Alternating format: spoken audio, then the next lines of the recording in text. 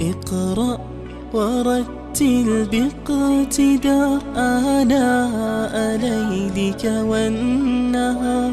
ازرع بقلبك آية لتفوز في جني الثمار. طب حياتك إنها بالذكر زاهية المنى. قوم لسانك مبحرا معنا على تاج الوقار.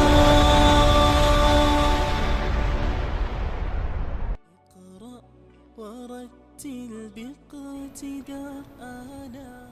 بسم الله الرحمن الرحیم. الحمد لله و الصلاة و السلام علی رسول الله صلی الله علیه و سلم. سروران عزیز، السلام علیکم و رحمت الله و برکاته. امیدواریم خوش و صحتمند باشین و با درسای عقیده خیلی تشکر میکنم. متشکرم که شما تا این لحظه به همراه ما هستین و درسای عقیده را با بسیار دقت گوش میگیرین. واقعا عقیده توحید قلب روشن میسازه.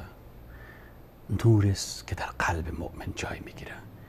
وحدانیت حقیقی خالق یکتا را احساس میکنه و آرامش و سکون نصیب انسان مؤمن میشه که خالق متعال نصیب همه ما و شما بگردانه. در برنامه قبلی درباره افعال خالق متعال بحث کردیم که 6 قاعده اساسی را بیان کردیم که افعال خالق باید بشناسیم و افعال مخلوق هم بشناسیم. افعال خالق به مخلوق نسبت ندهیم و افعال مخلوق به خالق نسبت ندهیم. افعال خالق از مخلوق تقاضا نکنیم و افعال خالق به افعال مخلوق و افعال مخلوق با افعال خالق تشبیه نکنیم. 6 قاعده اساسی. فعل خلق کردن یکی از افعال خالق متعال بود که برای یکی پسر، برای یکی دختر، برای یکی اردوش، برای یکی هیچ کدامش. پس انسان مسلمان موحدی فعل الله را وقت شناخت فقط اولاد است. الله میخواه. زکریا علیه السلام وقتی در عالم اسباب ازدواج میکنه ولی صاحب فرزند نمیشه، پیغمبر است. ولی خود پیغمبر محتاج است به داشتن فرزند. دست دعا به بارگاه خالق یکتا بلند میکنه. چرا؟ پیغمبر است، میفهمه که خلق کننده الله هست. هیچ کسی برای کسی پسر داده نمیتونه. پس زکریا علیه السلام با وجود مقام عصمت و معصومیت، با وجود از اینکه پیغمبر الله هست، باز هم به بارگاه الله که خالق است محتاج است. ربی میگه ای پروردگار من، ای پروردگار من، اینی وحن العظم منی، استخوانایم بسیار ضعیف شدن. موهای سر من سفید شده. عاجزی خدا به الله با فعل ربوبیت الله توسل میکنه پیغمبر با صفت از صفات الله که ربوبیت الله هست و میگه ربی ای پروردگار من. باز توسل میکنه با عاجزی خود.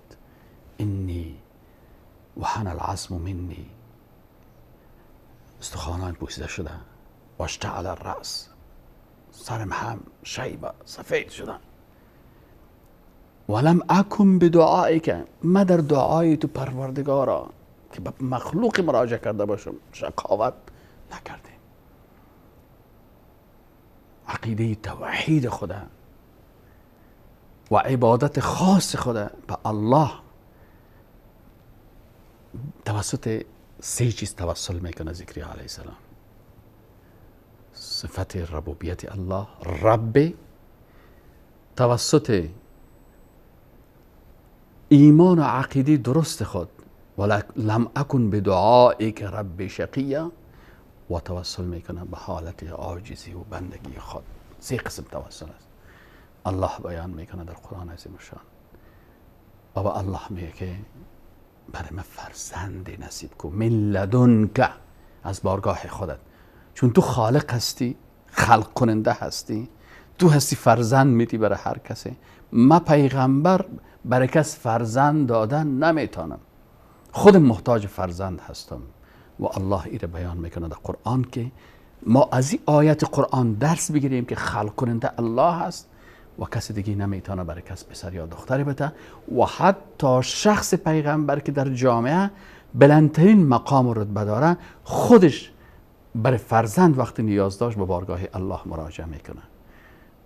در اینجا هست که خود پیغمبر با صفات الله و با ایمان خود و به حالت عاجزی خود به بارگاه الله توسل میکنه.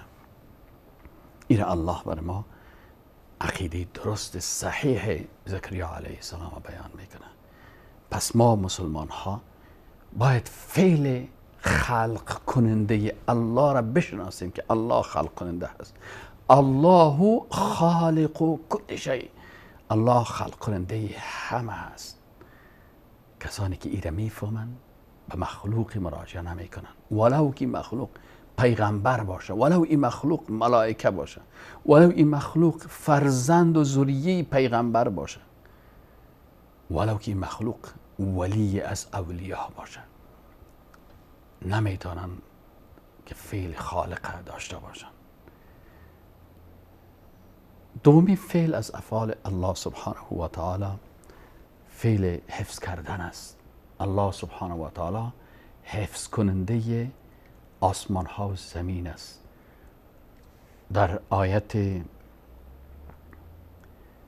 41 سوره فاطر میخوانیم که الله سبحانه و تعالی بیان میکنه فعل حفظ کردن خدا که ان الله، یقینا که الله سبحانه و تعالی یمسک السماوات والارض، حفظ میکنه. امساک به معنای حفظ کردن و نگه داشتن است. یمسک السماوات والارض ان تزولا، نگه میداره آسمان ها و زمینه که زائل شون، از بین برن. و باز الله میگه ولئن زالتا، و اگر زائل شون و از بین برن به قدرت الله، این امسکهما من احد من بعده، نمیتونه که نگه بداره هیچ کسی بعد از الله. انه کان حلیما غفورا، یقینا که الله سبحانه و تعالی حلیم است و بخشاینده است. پس انسان مؤمن موحد یکتا پرسته که این آیت قرآن درست فهمیده باشه، که عقیده خود از قرآن و سنت بگیره، میفهمه که اگر افغانستان است، اگر ایران است، اگر تاجیکستان است، حفظ کننده از الله هست. اگر کدام قریه و دهکده هست، حفظ کننده از الله هست. بناءً این فعل از افعال الله را به مخلوق نسبت نمیدهد کسی که عقیده خود از قرآن میگیره. اما وقتی قرآن ترک شد و قرآن نخواندن و این آیت قرآن نفهمیدن، باز ادعا میکنن فلان شهر فلان شخص حفظ میکنه. خب قبل از موجودیت این شخص این شهر وجود داشت، حافظ او وقت کی بود؟ اگر کسی مخلوقی را حافظ کائنات قرار میده که عالم هستی را این مخلوق حفظ میکنه، در فعل حفظ کردن الله این مخلوق شریک کردن و این شرک است در ربوبیت الله. فعل دیگه از افعال الله سبحانه و تعالی فعل مالک بودن الله هست. الله سبحانه و تعالی در قرآن عظیم الشان در آیت 17 سوره المائده الله سبحانه و تعالی میگه که ولله ملک السماوات والارض و ما بینهما، مالکیت آسمان ها و زمین، ولله، خوب دقیق شوین، ولله ملک السماوات والارض و ما بینهما. الله خاص برای الله هست، مالکیت آسمان ها و زمین و آنچه در بین آسمان ها و زمین است. یخلق ما یشاء، خلق می کند آنچه را خواسته باشد. والله علی کل شیء قدیر، و الله بر هر چیز قدرتمند است. پس مالک ای کائنات خالق متعال ذات یکتا هست.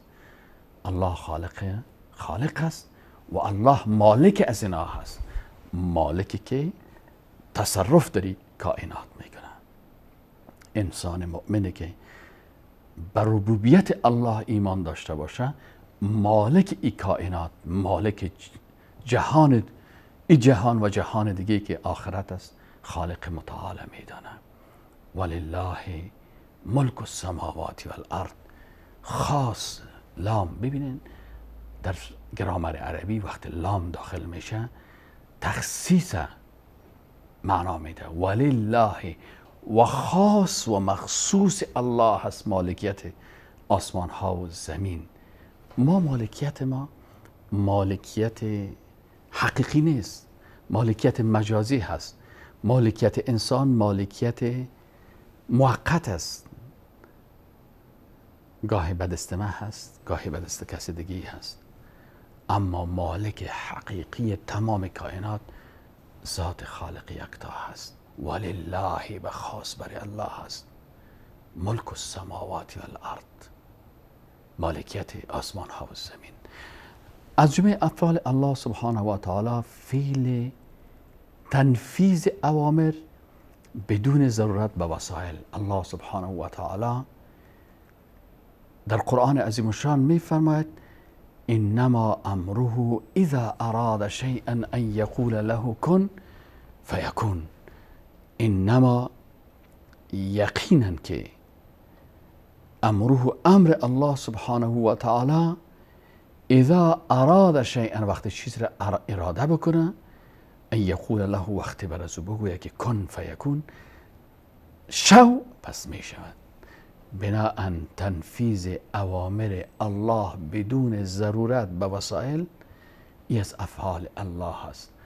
الله اوامرش را بدون ضرورت به وسایل دنیایی که مخصوص وسایل مخصوص انسان ها هست. الله سبحانه و تعالی اذا اراد شیئا ان یقول له کن فیکون.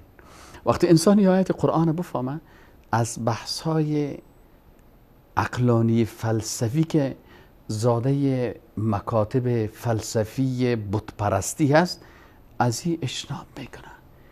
الله وقتی این کائنات خلق میکنه، اذا اراد شیئا، وقتی که اراده نمود، ان یقول له کن فیکون، پس او میشه. پس ضرورت نیست اینجا که قبل زی الله ای ساختن انسان با ساختن الله تفاوت میکنه. مخلوق یک چیز را از یک تغییر یک اصل به یک اصل دیگه تغییر میده. از درخت دروازه میسازه، مخلوق است که نیاز داره به دروازه تا که از چوب ازی، نیاز داره به درخت تا از چوب ازی دروازه بسازه. اما خالق متعال ذات یکتا اذا اراد شیئا، وقتی که اراده یک چیز میکنه، برش میگه که کن شو فیکون، پس میشه. این است یک فعل از افعال الله، تنفیذ اوامرش بدون نیازی به وسایل، که باید انسان مسلمان عقیده داشته باشه. دیگر فعل از افعال الله سبحانه و تعالی فعل تدبیر و تصرف است. یدبر الامر من السماء الى الارض، تدبیر میکنه. یدبر، تدبیر میکنه الامر، امور را، من السماء، از آسمان ها، الى الارض، تا به زمین. پس مدبر تمامی امور از آسمان تا به زمین الله سبحانه و تعالی مالک است، مدبر است و او ذات هست که تدبیر از این امور میکنه. و آیات قرآن دیگه در این راستا زیاد است. خلق السماوات والارض بالحق یکور اللیل عن النهار و یکور النهار علی اللیل و سخر الشمس والقمر هو یحیی و یمیت. این تمام افعال الله هست. یعنی الله ذات است مالک متصرف کائنات. انسانی که مالکیت الله را و تصرف الله را فهمید، باز اینجا شرک دست تصرف پیدا نمیشه که فلان پرنده فلان زیارت برای ما فلان آسیب میتونه برسانه، فلان شخصی و یا قبر فلان شخصی برای ما میتونه کدام نفع و یا ضرری برسانه. چرا؟ مالک متصرف الله هست. او هست که در کائنات تصرف میکنه. پس این افعال الله را دانستن در صفای اعتقادی انسان تأثیر بسیار زیاد داره. فعل روزی دادن الله هست. یرزق من یشاء.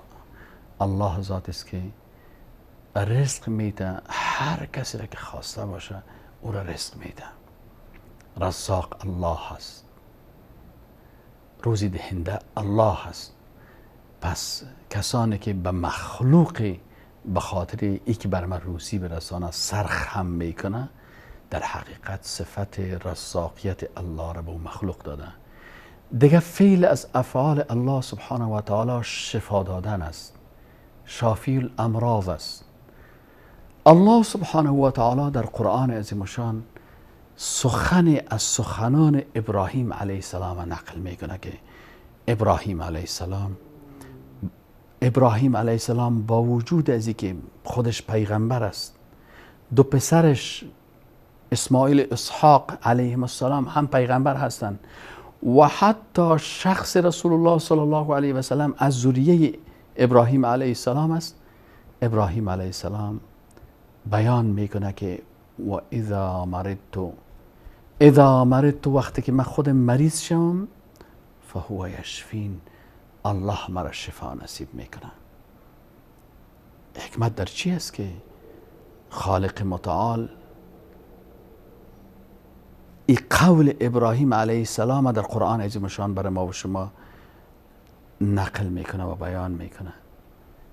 حکمت دی والله اعلم همی هست که برای ما بفهمانه که ابراهیم با وجودی که پیغمبر اول العزم است، ابو الانبیا پدر پیغمبرها هست، نمیتونه برای کسی شفا بده. خودش اعتراف میکنه که شافی الامراض الله هست، شفا دهنده الله هست. اذا مرضت، وقتی که من که پیغمبر هستم و پدر پیغمبرها هستم مریض میشم، فهو یشفین، الله شفا میده. وقتی کسی این فعل از افعال الله را که فعل شفا دادن است بشناسه، باز به قبر نمیره تا قبر او را شفا بده. پیش چوب نمیره که این چوب برازی شفا بده. پیش مرده نمیره که او را شفا بده. چون هیچ شخصی از پیغمبر که در رتبه بلند نداره، لکن خود پیغمبر و پدر پیغمبر میگه که خودم که مریض شم الله مرا شفا میده. درست است در عالم اسباب دوا میگیریم، پیش دکتر میریم، معاینه میکنیم، تداوی میکنیم، ولی دکتر شفا داده نمیتونه. به این خاطر است که شما در هر شفاخانه وقتی میرین، در هر بیمارستان شما میرین، در اونجا یک جای دیگه مخصوص مرده ها وجود داره.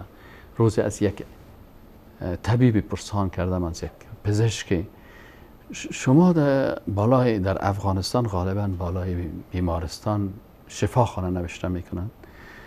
گفتم شما چرا بالای این بیمارستان شفاخانه نوشته کردین در حالی که در داخل اونجا مردخانه هست؟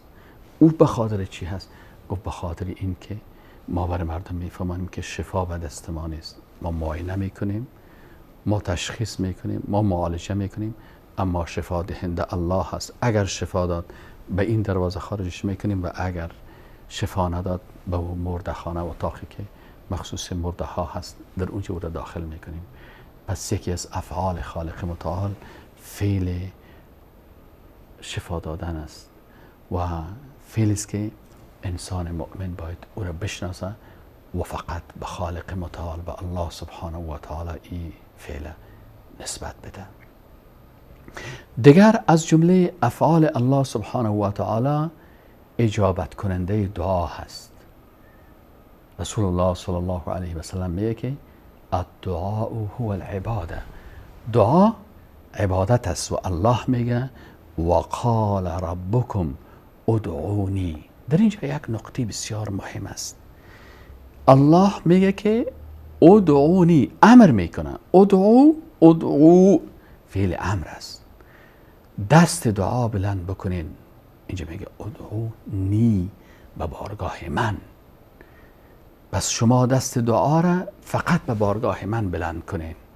ادعونی استجب. الله میگه استجب، ای انا استجب لکم. الله میگه من اجابت میکنم.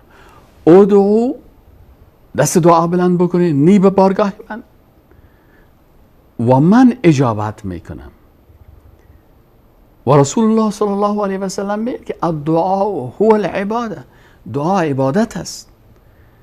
و ما در هر رکعت نماز به الله تعهد میکنیم که یا الله ایاک نعبد، خاص برای تو عبادت میکنیم. پس کسی که این آیات قرآن بفهمه هیچ وقت دست دعا به مخلوق بلند نمیکنه، ولو که این مخلوق پیغمبری از پیغمبرها باشه. ما وقتی به زیارت مرقد رسول الله صلی الله علیه و سلم میریم فقط سلام اونجا برشان میتیم، اما رو به طرف قبله کرده به بارگاه الله دست دعا بلند میکنیم. پس دعا عبادت است و حق الله است. لا اله الا الله همین معنا را میده که نیست هیچ کسی مستحق هیچ عبادت، مستحق هیچ اطاعت که به عوض الله اطاعت شود. الا الله، هیچ کسی مستحق نیست بغیر از الله. پس اطاعت و عبادت مخصوص الله هست و دعا عبادت است. الله سبحانه و تعالی در آیت دیگه میگه که اما یجیب المضطر اذا دعا، کی میتونه انسان را که در حالت اضطراری قرار دارد او را اجابت بکنه. و یکشف السوء، کی میتونه که بدیهای از او را دور بکنه. هیچ کس نمیتونه بغیر از ذات خالق متعال که انسان مسلمان واقعی کسی است که دست دعا را فقط به بارگاه خالق متعال بلند میکنه.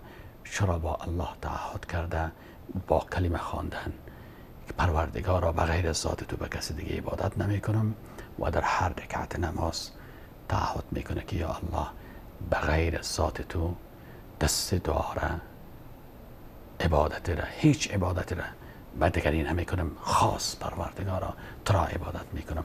الله متعال برای همه ما و شما توفیق نصیب بکنه که اطاعت و عبادت مخصوص الله بگردانیم و من حیث یک مؤمن موحد یکتا پرست واقعی در روز محشر، در روز معاد حشر شویم.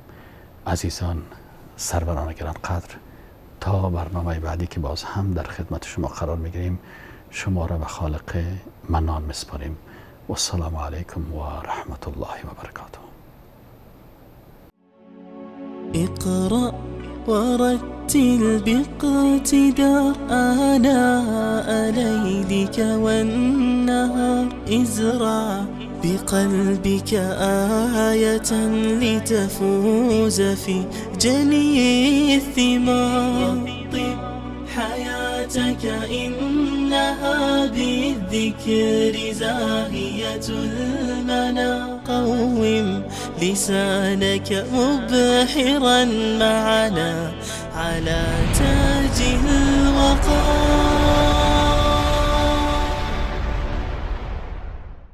اقرأ ورتل باقتداء آناء ليلك والنهار ازرع بقلبك آية لتفوز في جني الثمار.